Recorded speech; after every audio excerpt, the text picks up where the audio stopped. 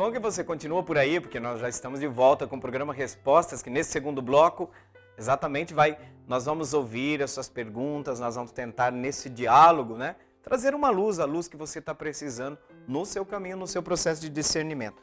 Mas vamos deixar o número do telefone mais uma vez, que está aí também na tela, 3349-1015, mas você pode mandar mensagem também pelo WhatsApp 993470532. E mãos à obra, né? Estamos aqui para responder e esse programa se chama Respostas, então chegou a hora, né, da gente realmente tratar dos assuntos que vocês, respeitando as perguntas que vocês nos mandaram. E nós vamos começar hoje com uma pergunta muito pertinente nesse contexto onde se escuta tantas coisas, né? Estamos num contexto tão polarizado, todo mundo tem a última palavra, né? As fake news têm uma influência muito grande, tem muita gente divulgando mentira como se fosse a única verdade. É um tempo difícil, muito difícil. E o interior das comunidades também, infelizmente, a igreja está no mundo e como tal ela sofre influência também do mundo, né? Desse contexto bélico, né, agressivo no qual nós nos encontramos hoje. A Luana pergunta lá do bairro Colibri, aí vocês vão entender por que eu estou fazendo essa pequena introdução. O que a igreja tem a ver com a Amazônia? Né? É a mesma coisa que a gente poderia perguntar, Luana, o que a igreja tem a ver com a criação do mundo? Vou repetir a pergunta. O que a igreja tem a ver com a criação? O que a igreja tem a ver com o meio ambiente? Tudo. Sabe por quê? Porque a igreja não é religião para anjos. É uma religião para homens, seres humanos que caminham neste mundo. Vocês estão no mundo, embora nós não somos do mundo. Então veja, a preocupação com o meio ambiente é a preocupação com aquela dimensão da nossa existência. Tá? E a doutrina social da igreja deixou isso sempre muito claro. Que a criação é obra de Deus. Você não sabia que a Amazônia é obra de Deus? Não? É uma novidade para você? Se a Amazônia é uma obra de Deus, a igreja não pode falar sobre a Amazônia? A igreja não pode falar sobre os rios? A igreja não pode falar sobre o mar? A igreja não pode falar sobre o ar que nós respiramos, para que ele seja puro? Se a igreja fala de vida de uma criança que está no ventre e que a gente defende de unhas e dentes que ela tem que viver, que ela tem o direito à vida, nós também temos que falar do direito à vida do indígena, nós temos que falar do direito à vida daqueles moradores ribeirinhos, nós temos que falar do direito à vida de uma floresta. Tá? Então vejam, sabe por quê que a gente pode falar da Amazônia? Porque ela é criação de Deus. Ou não é? A Amazônia não é criação de Deus? Exatamente. Quando a gente fala de pecado, Luana, a gente só acha assim, pecado só feriu minha alma. Mentira. Não podemos dizer, o cristão não pode dizer só se conter numa visão reducionista de salve a sua alma. Por quê? Até porque nós temos uma realidade unidual, nós vamos salvar o corpo também. Creio na ressurreição da carne. Tá? Corpóreo, natureza, isso aqui. Porque também tem cristão que vai dizer que a igreja não tem nada a ver com a Amazônia, tem cristão que vai dizer que a igreja não tem nada a ver com o corpo. Por quê? Porque é uma alma que importa. Né? Um dualismo muito perigoso. Esse dualismo está na origem das perguntas de pessoas que perguntam por que a igreja tem a ver com a Amazônia. É um dualismo que separa a vida e a fé. Sabia? É um dualismo onde nós temos que separar a vida da fé. O que Deus está nos dizendo nesse determinado momento? O pecado não feriu só o coração humano, o pecado criou rupturas também do homem na sua relação com o criado, na relação com a natureza. O homem foi criado por Deus para ser guardião da criação. O que o homem se tornou? Dominador. Mas dominador no sentido triste do termo. Né? Vejam quantas coisas da criação o homem desrespeita. Então nós temos que ver que o tema E agora eu vou passar por uma segunda parte, que a reflexão sobre a Amazônia não nasceu agora. Eu sei que todo mundo agora escolheu o seu papa, escolheu o seu mito, escolhe o seu político de estimação, mas os católicos, os cristãos, não têm isso. Por quê? Porque a nossa bússola é a fé. É a fé que diz para nós que a Amazônia é um tema relevante. Não é a política. Até porque se começou a falar de Amazônia e preocupação. Vocês querem uma ideia? Desde 1978, a igreja tem temas nas campanhas da fraternidade onde ela trata o problema ecológico. Tá? Atenção, 2007. Luana, você sabe qual foi o tema da campanha da fraternidade em 2007? Vou te ajudar. Amazônia. A igreja e a Amazônia. Faz muito tempo que a igreja tem preocupações pastorais, preocupações da dignidade humana ali ferida, porque tem uma floresta, mas também tem povos nativos. Então tem uma preocupação com o todo, com o ser humano. Assim como a igreja se preocupa com a família, por que a igreja não pode se preocupar com a ecologia? Né? Não tem gente falando da família, né? Da preocupação com os valores. Mas, gente, cuidar do mundo criado não é um valor? Cuidar da criação não é um valor? Ou seja, a gente pode fazer da criação o que a gente quiser. Não é pecado? Poluir rios não é pecado? Jogar um papel no chão, uma lata, não é pecado? Por quê? Porque eu já tive vários amigos que eu parei o carro. Eu já fiz isso, você não vai acreditar. Nós indo para o Pantanal e o cara tá tomando lá, toma uma latinha de Coca-Cola e joga. Eu parei o carro, falei, você vai pegar essa latinha. Por quê? Nós somos mal educados. E não é uma questão só de educação, é uma questão de respeito pela criação. O mundo criado é de Deus, saiu das mãos de Deus, gente. Então não dá para pensar uma fé compartimentada. Esse é um assunto que nós não podemos tratar. A fé ilumina todas as dimensões da existência, também a criação, também a questão da ecologia. 2007 a igreja tratou do tema da Amazônia, tá? E eu vou até ler para vocês que o processo sinodal do sínodo da Amazônia, estão falando tanta besteira, né? Gente que está afirmando que o exército vai invadir a igreja, mas nós vamos voltar à perseguição da igreja? A igreja tem sua esfera de reflexão. O sínodo é um caminho pastoral, é uma instituição pastoral. Os sínodos da África, por que ninguém se incomodou?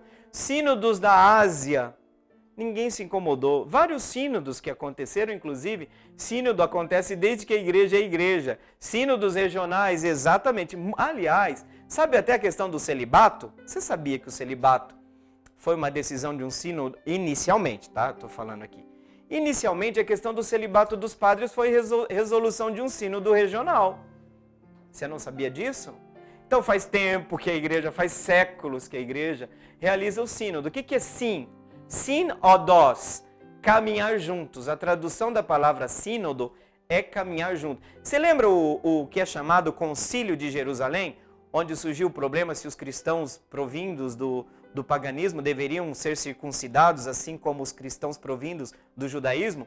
Paulo toma a palavra, nós e o Espírito Santo decidimos, não vamos impor a ninguém uma coisa que não é necessária. Significa que a igreja já nasceu reunida, já nasceu caminhando, todo mundo discutindo junto. Entendeu? Porque a igreja não é uma democracia, mas ela não é antidemocrática. Tá? Ela não é uma anarquia. O sínodo é um instrumento que Papa Paulo VI, esse sínodo dos bispos, agora se tratando de algo mais recente, né? É um sínodo que se reúne em Roma sempre. Por quê? Porque é uma espécie de conselho provisório do Papa sobre um tema de relevância universal. Vou repetir. O sínodo é uma reunião que se torna um conselho provisório em torno do sucessor de Pedro para tratar de um tema de relevância mundial, de relevância para a igreja. A vida da floresta está assim no coração dos bispos, no coração das pessoas, e inclusive de uma igreja que faz tempo que está na Amazônia, vocês não sabiam? Vocês já ouviram falar de irmã Dorothy? Não ouviu ainda? Vá se informar, cuidado com quem você está seguindo nas redes sociais. Muito cuidado. Joio e trigo estão misturados nas redes sociais, tá? Joio e trigo. Irmã Dorothy morreu para defender os pequenos produtores, para defender a floresta. Você não sabia? A igreja faz tempo que está na Amazônia, sofrendo pelas situações que agora, não só agora, faz tempo que a preocupação com a Amazônia existe. Sabe por que faz tempo? Porque nenhum governo realmente levou a sério a Amazônia.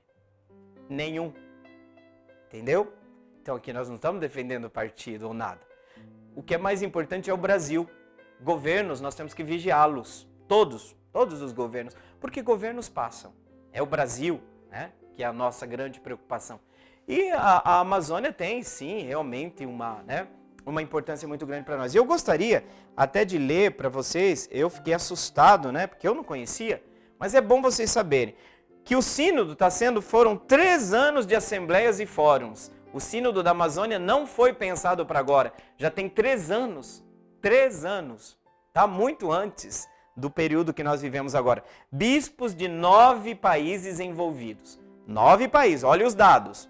Mais de 87 mil pessoas entraram num processo de escuta, debateram os problemas da floresta. 87 mil pessoas estão envolvidas em fóruns, seminários que foram realizados, né? Vejam que coisa interessante, né? O sínodo já está acontecendo já faz tempo. A fase pré-sinodal tem 3 anos. O que é fase pré-sinodal? A fase anterior ao sínodo, a fase de preparação. Para chegar ao instrumento labores, que é esse texto que vai ser discutido, tá? É um texto que não é definitivo, está sendo discutido. Levou 3 anos para construir.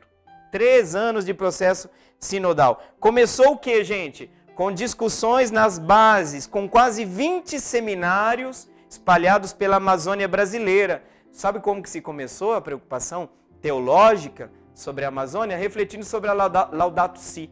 Foram realizados mais de 20 seminários sobre a Laudato Si, promovidos pela rede eclesial chamada Rede Eclesial Pan-Amazônica, que a gente chama de REPAN, né? Depois, sabe quando começou o sínodo? O sínodo não começou agora. Papa Francisco, em Puerto Maldonado, no Peru, disse: hoje aqui começa o sínodo. Eu assisti esse vídeo do ano passado. Hoje aqui começa o sínodo. Muito antes de eleições no Brasil, tá? Muito antes. Então a gente precisa se converter, gente. Nós estamos nos perdendo. Nós estamos começando a colocar as ideologias políticas acima da nossa fé, tá? Isso aconteceu com gente que trocou o evangelho pelas ideologias políticas, mas tem gente hoje também que também está trocando, continua um radicalismo sendo combatido com outro, tá? É isso, um radicalismo que não tem moral nenhuma para combater outro radicalismo na ponta de um outro extremo. É só isso que a gente tem. E a gente fica muito triste.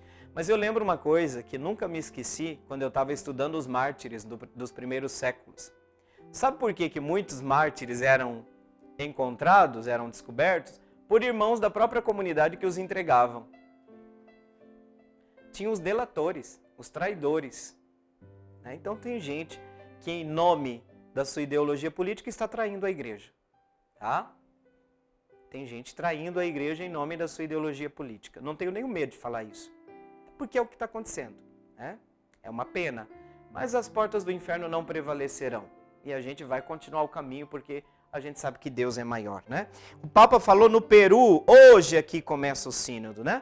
Na sequência, o que aconteceu, padre? A sequência da preparação do sínodo. Gente, eu estou falando de fase preparatória, 3 anos, tá? Na sequência veio a consulta às bases por meio de um questionário. Você já viu esse questionário? Porque foi mandado para todas as dioceses do mundo, tá? Agora esse sobre o sínodo se concentrou mais no Brasil, né? As dioceses receberam um questionário enviado pela equipe que coordena a preparação do sínodo. Diga-se de passagem que, em última instância, toca o próprio Vaticano ao Papa Francisco. Nesse processo, pelos 9 países da Amazônia, olha só, olha os números. Eu peguei aqui do celular porque você precisa saber os números. 57 assembleias. Olha só, 57 assembleias. 13 fóruns nacionais. 16 fóruns temáticos, 179 rodas de conversa. A preparação do sínodo está acontecendo, faz tempo. Acorda, gente, vamos acordar. Deste processo de escuta participaram 87 mil pessoas, ou seja, as respostas que chegaram dos questionários. Você não respondeu por quê? Né? Vocês, quem? Nós? Por que não? Porque não queríamos. Porque as dioceses mandaram esses questionários. Todo mundo pode participar do processo de participação do sínodo. Do processo de elaboração do sínodo. Você sabia disso?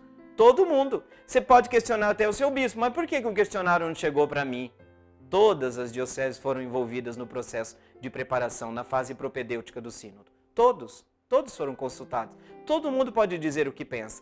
Eu acho engraçado, né? Que às vezes algumas pessoas agora vêm descobrir a roda. Mas por que você não participou do processo? Não entendi. Não tinha conhecimento? Aí você vai ser inocentado. Mas se você sabia, por que agora é fácil criticar o sínodo? Se você não participou da fase preparatória, por quê? Foi aberto para os leigos também, né?